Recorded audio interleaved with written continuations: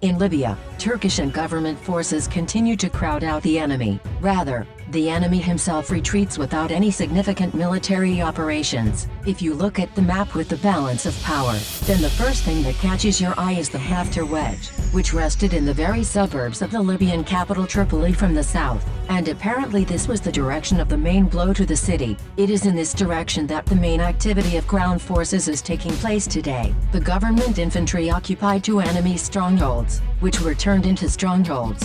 First, the Tekbili camp was cleared, and a little later, Yarmouk.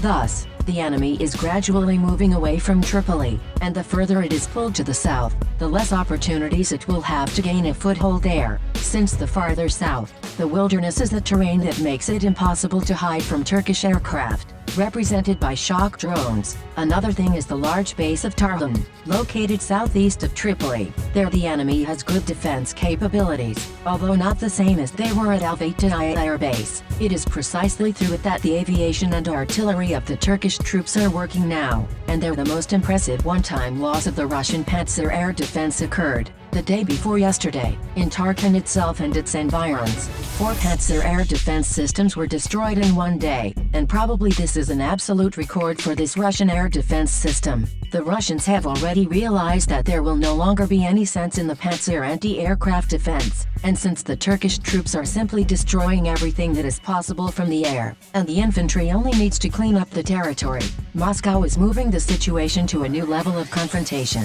According to reports from various sources, about 10 aircraft of the Russian Air Force were transferred to Libya from the Khmeimim Air Base, Syria, to Al Jafra Air Base in eastern Libya. Haftar has already stated that his scientists managed to lift several almost whole planes out of the mines and, after hard work, restore them.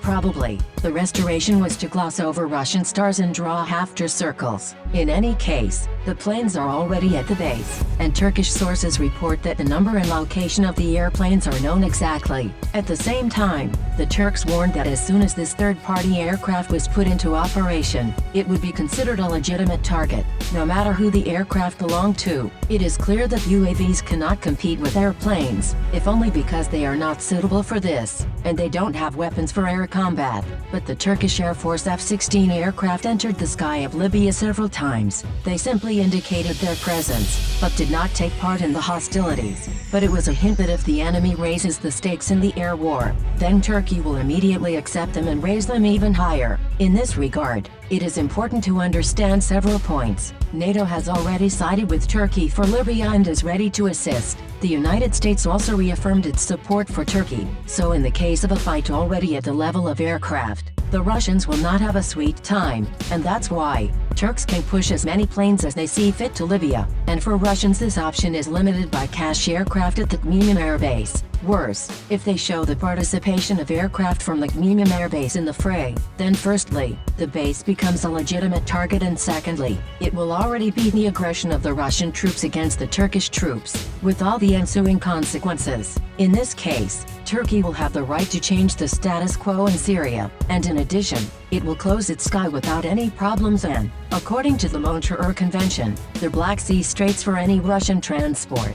This opportunity has not gone away and can be activated at any time. In general, Turkey's position here looks not only stronger, but undoubtedly winning in any situation. In old westerns, it is similar to what happens before the duel of the main characters, when one of them says, "Give me a reason."